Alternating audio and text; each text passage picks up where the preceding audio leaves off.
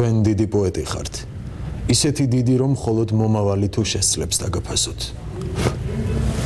ეს მეტად საგულისხმო ქათინაო 1945 წლის 26 ივნის ერთი ცნობილი ქალბატონისგან ტელეფონით მოусმენია და მაშინვე ჩაუწერია. გალაქტიონის შემდეგ ქართულ პოეზიას დარჩა მწარე გაკვეთილი. პოეზია უდიდეს მსხვერპლს მოითხოვს. ბევრი საიდუმლო ამოგვიხსნა. ბლომად კითხვის ნიშნებიც დაგვიტოვა. მიუხედავად არაერთი გამოკვლევისა, ის ჩვენთვის მაინც უცნობი დარჩა. ჯერ არასდროს არ ყოფილა მთვარე ასე წყნარი. დუმარებით შემოსილი შეღამების ქნარი ქროლით იწვევს, ცისფერლანდებს და ხეებში აქსოვს, ასე ჩუმი, ასე ნაზი ჯერცამი არ მახსოვს. მთვარე თითქოს ზამბახია შუქთა მკთალი მძივით და მის შუქში გახეული სუბუქსის მარივით მოსჭას თვარი და მეტეხი თეთრად მელარე, არასდროს არ ყოფილა ასე ნაზი თვარე. აქ ჩემს ახლო აკაკის ლანცს ზინავს მეპურძილით, აქ სევდიან სასაფლაოს ვარდით და გვირილით, ეპიდემიოლოგების ხსომა მხარული, ბარათაშვილს აქ უყვარდა ობლად სიარული და მეც მოვდე სიმღერებში თმის სევდიან გედად, on თათუ გამემსულში როგორ ჩაიხედა, თუ სიზმაროეთ შეისხაციდან ცამდე ფრთები და გაშალა ოცნებათა ლურჯი ალკდები, როგორ გზნով რომ სულისთვის ამ ზღვაურ აღზარდა, სიკვდილის გზა არ არის ვარდის ფერგზის გარდა, რომ გზაზე ზღაპარია მგოსან ციტამავე, რომ არ დროს არ ყოფილა ასე ნაზი ღამე რომ აჩნდილო, მეთხეს ახლოს სიკვდილს ვეგებები, რომ მეფე ვარ და პოეტი და სიმღერით ვმტები, რომ წაყვება საუკუნეს თქვენთან ჩემი ქნარი. ჯერასდროს არ ყოფილა ფარე ასე წყნარი.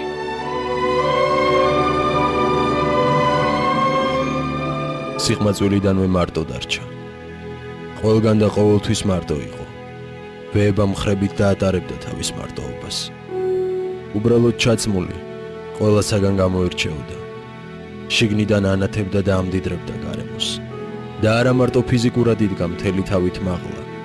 ერთი შეხედვითაც შეატყობდით, სხვა კაცი იყო.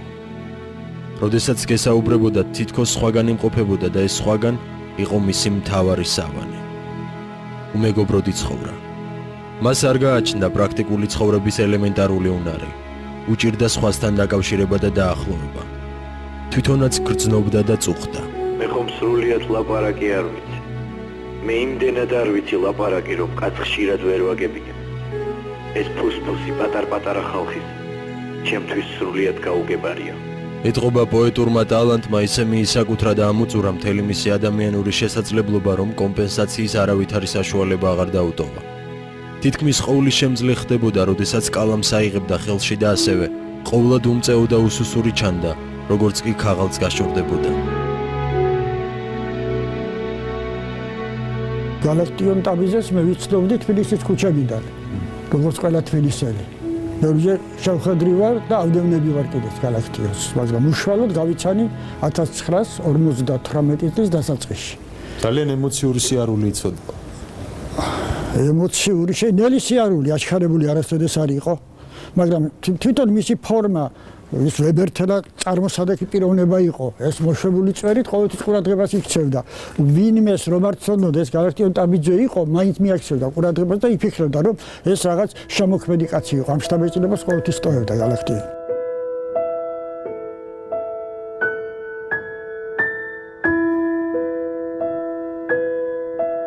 თრთოლვარე გიორგი ლეონიძემ თქვა, ისეთი თრთოლვა, როგორც გალაქტიონს ჰქონდა თავისი ლექსი ქართულ პოეზიაში, არც ერთ მეორე პოეტს არ ჰქონია, მაგრამ მას პიროვნებასაც ჰქონდა ეს თრთოლვა. გალაქტიონის ლექსს როცა კითხულობდა, ძალიან აჩქარებულად კითხულობდა. ზოგჯერ ისე კითხულობდა, რომ ლექსები შეიძლება თუ არ იცოდეს ლექსის ეპირად ვერც აღექვა კარგად. და ამიტომ ძალიან ნერვიულობდა ამ დროს. ცდილობდა და ვერ ახერხებდა. თუნდაც უახლოესი ადამიანებისთვის მაინც გაეღო გულისკარი. და ეს იყო მისი დიდი ტრაგედიის ერთი მხარე. იმდენად მარტოსული გახლდათ, რომ მეუღლე, რომელიც თავდავიწყებით უყვარდა, რასაც პირადი წერილებიც ადასტურებს, სიცოცხლის უკანასკნელ წუთებამდე ეჭვიანობდა. ოლკინ, შენ აღარ გიყვარ ვარ. არავის არ უყვარ ვარ ქვეყანაზე. უკეთესია რომ მოვკვდებოდე. სიკვდილი კი თითქო ამბობს. გალაქტიონ ტაბიძე. შენ ჯერ არ მოკვდები, იდევ ბევრ რამეს გააკეთებო. ნახოთ. მე მთელ დედამიწას დუელში ვიწვევ.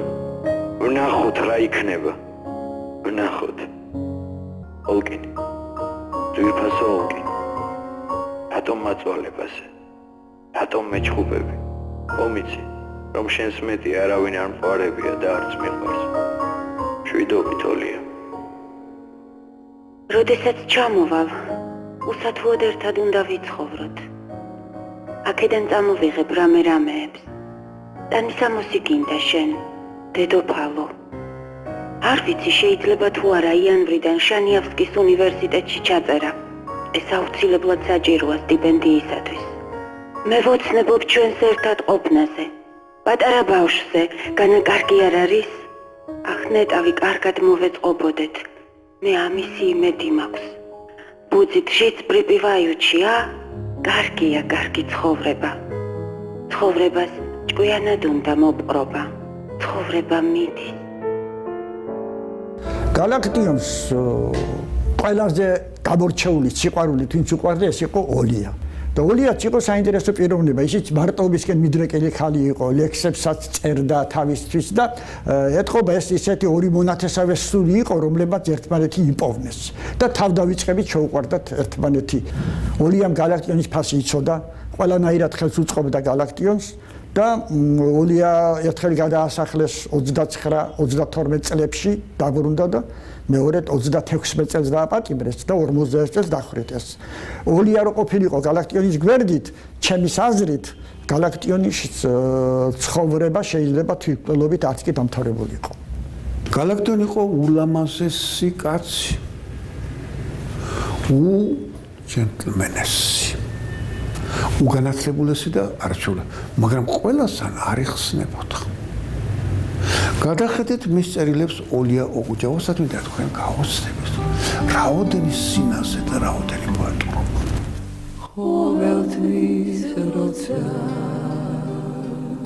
ჩანაწერების უმეტესობა 20-იანი წლების შემდგომი პერიოდისაა. იგივე ითქმის ლექსთა ავტოგრაფებზეც.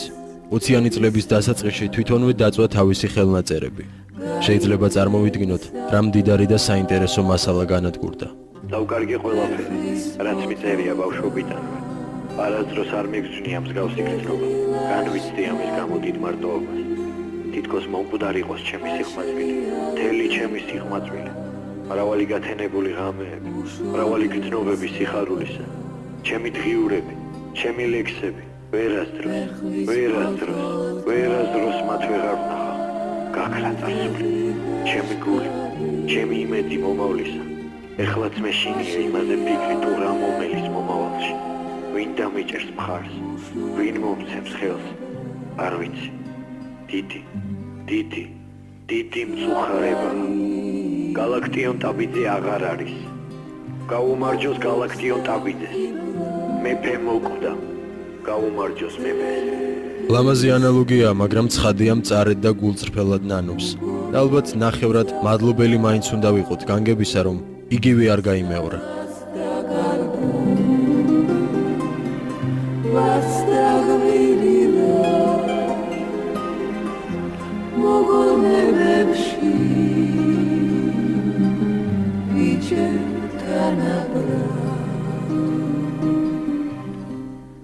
ჩემი სალამი და ამბორი ტკბილ სურნელოვან შენს ხელნაწერებს.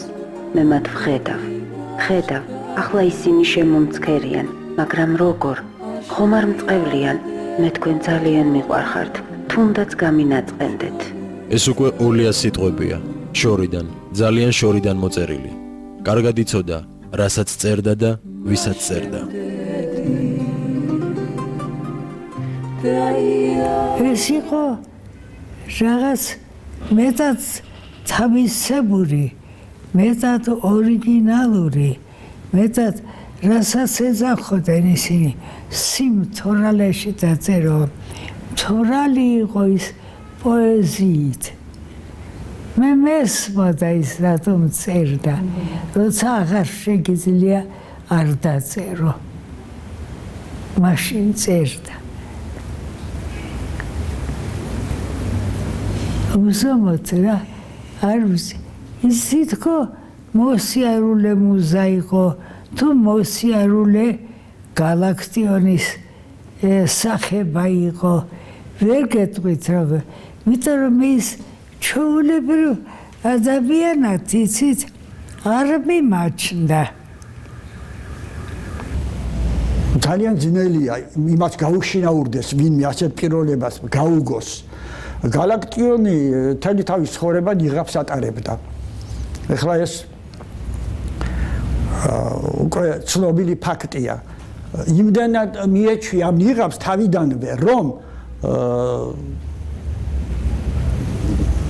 თვით ოლიაც კი, რომელიც მისი უახლოესი მეგობარი იყო და რომელმაც ყველაზე მეტად იცოდა გალაქტიონის ფასი, ერთხელ გაუბრაზდა და უთხრა: შენ არასოდეს არ მოიხსნი მაგ წეულ ნიღაბსო.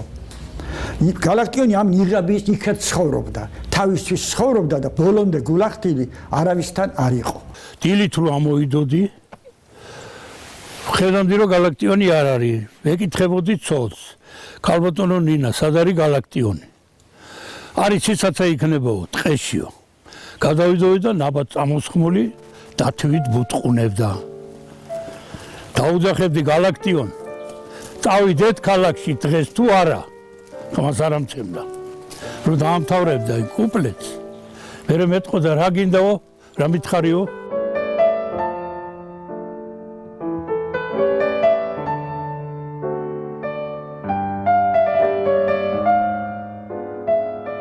სიკვდილის გზა არ არის. ვარდისფერ გზის გარდა, ვინა თქვა შენი გარდაცვალება, არა სწორედ დღეს შენ დაიბადე, ვინა თქვა შენი უბედურება, არა სწორედ დღეს ხარ ბედნიერი. სიკვდილს სხვა თვალით უყურებდა და ზომავდა. სიცოცხლეც თავისებურად და უცნაურად უყვარდა. მათ შორის საზღვრებსაც ვერ ამჩნევდა თითქოს. სიცოცხლე ისე ძლიერ მიყვარს, რომ შეიძლება სიცოცხლის სიყვარულის გამო თავიც გავწირო, თავიც მოვიკლო. უთქვამს ერთ კერძო საუბარში 1941 წელს. ამიტომ გარეშე თვალისათვის, ახლობლის თვალისათვისაც კი ძნელი წარმოსადგენი და შესამჩნევი აღმოჩნდა ტრაგედიის მოახლოვება. იმ დღეს უფრო ყურადღებიანი, თავაზიანი და ხალისიანი გახლდათ. ნაცნობებს თვითონ ასწრებდა და ესალმებოდა, უღიმოდა, კოცნიდა კიდეც. რომ იმ დღეს ვისაც ხდებოდა, ყველას კოცნიდა. მაგალითად, კონსტანტინ გამსახურდიას უწერია, წამოვიდა ჩემკენ საკოცელად, მე არ გაუჩერდიო და სანელებლად დამრჩება ბოლომდეო, მაგრამ სხვებს ბევრს კოცნიდა, კარიშკაც აკოცა იგი და ექიმი მოვიდა, მთავარი ექიმის მოადგილე, რომელმაც ოთახი უნდა გამოეყო მისთვის ოთახი კი არა საწოლი. ყველას კოცნიდა. ჩემის აზრით, ამით ის თავისი განზრახვის დამალვას ფიქრობდა.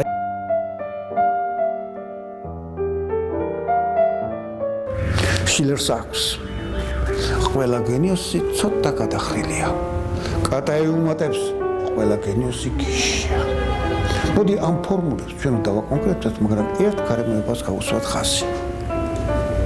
საზოგადოებას უნდა რომ გალაქტიონის სიკვდილი პოეტური იყოს. თავისებური იყო მისი სიკვდილიც. მოულოდნელი, ალბათ ასეც უნდა ყოფილიყო. ბუნებრივი, ტრაგედია თუ ბუნებრივად ჩაითვლება და ლამაზი, თუ შეიძლება ლამაზი ეწოდოს. მისი ტრაგედია გენიის ტრაგედია იყო. სხვაგვარად ვერც მისი შემოქმედება იხსნება, ვერც პიროვნება და ვერც სიკვდილი. არსებობს სიცხლის სამართლის საქმე, რომელიც აღიძრა გალაქტიონის თვითმკვლელობის დღესვე. და იმის შესწავლის შემდეგ მე მივედი იმ დასკვნამდე და მე ჯერა რომ გალაქტიონმა ეს თვითმკვლელობა ჩაიდინა სრულად შეგნებულად. აბსოლუტურად შეგნებულად გადადგა ყველა ნაბიჯი, ისე რომ აბსოლუტურად საღად აზროვნებდა. ნოდარი მაგალითად არ მეთანხმება. სკამი იდგა ფანჯარასა. სკამზე წესიერად იყო გადადებული ხალათი. ისე რა ხდება ამ დროს? უკვე გონება იბინდება და გალაქტიონს გონია რომ ქვემოთ ზღვა, ცურავდა უბრწყინვალესაც და გადაეშვა. არავით არ ის რომ გაბრაზდა, რა თქმა უნდა შეურაცხყოფელი იყო ცალკეული დეტალები, მაგრამ ეს არა თავარი. ეს იყო სწორედ თეთრი ციებ-ცხელების გავლენა, ან უბრალოდ ერთი მდგომარეობიდან მეორე მდგომარეობაში გადასვლის ურთულეს. აი ამ დროს უნდა ყურადღება. ექიმებისთვის ის მაინც იყო პაციენტი გალაქტიონ ვასილის ზეტაბიძე. დაბადებული 1891 წლის 5 ნოემბერს. ცხოვრები ქალაქ თბილისში, მარჯანიშვილის ქუჩა ნომერ 4-ში, ჰიპერტონიისა და არტერიოსკლეროზის დიაგნოზით, რომელსაც 1959 წლის 17 მარტს მაჯა ჰქონდა რითმული 84, გულის ტონები მიყრუებული, სისხლის წნევა 180-80-ზე, უჩიოდა გულის არეში ტკივილებს და საერთო სისუსტეს. შეკითხვაზე იძლეოდა სწორ პასუხს, როგორც ავადმყოფი, იყო წესიერი და დამჯერე. პირველ საათზე დააწვინეს. ტრაგედია 6-ზე მოხდა. 5 საათი საკმაოდ დროა.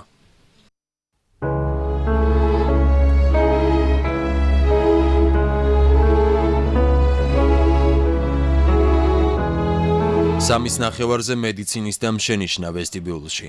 პაპიროსს ეწეოდა და ბოლთას სცემდა. წყნარი საათი დაიწყო.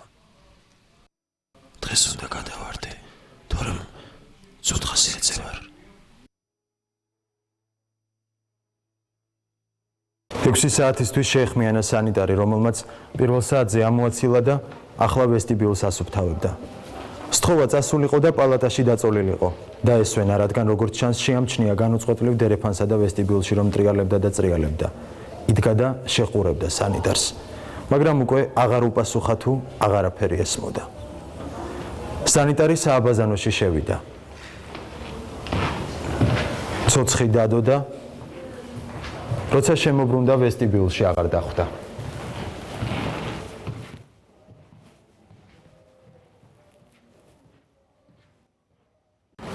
$1959 წლის 17 მარტი იდგა. მესამე და უკანასკნელად შევიდა 92 ოთახში. უაივნო თავისუფალ ოთახში.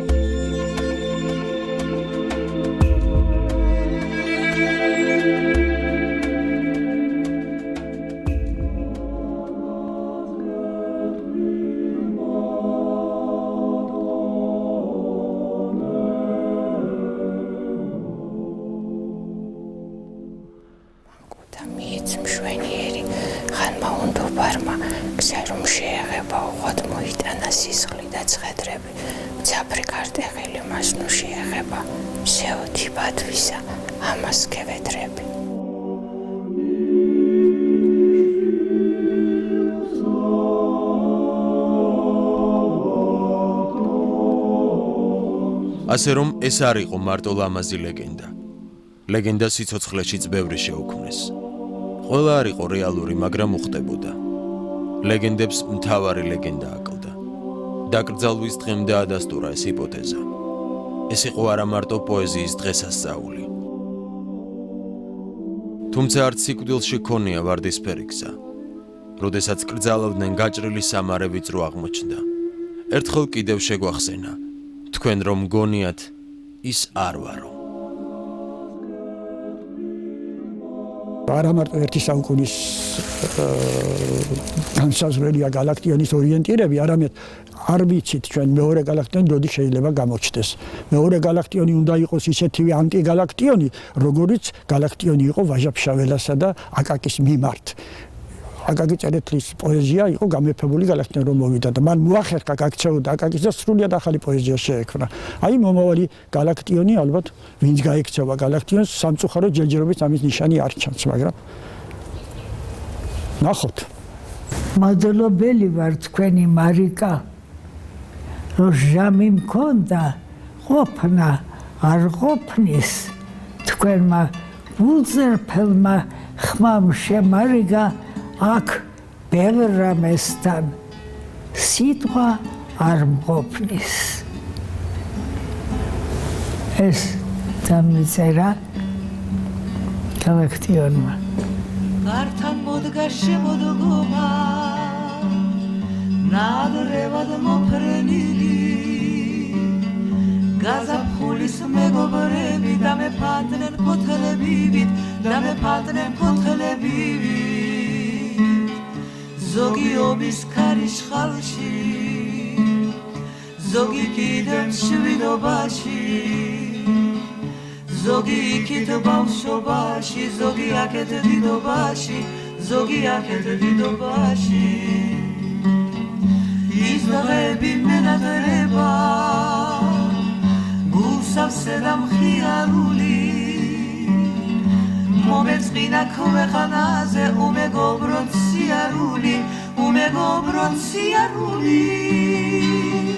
ეს ხოვრება გაგვივლია გვიშრომია გვიობია რაზნელია მოძმის ფონა და გარგოა კი იოლია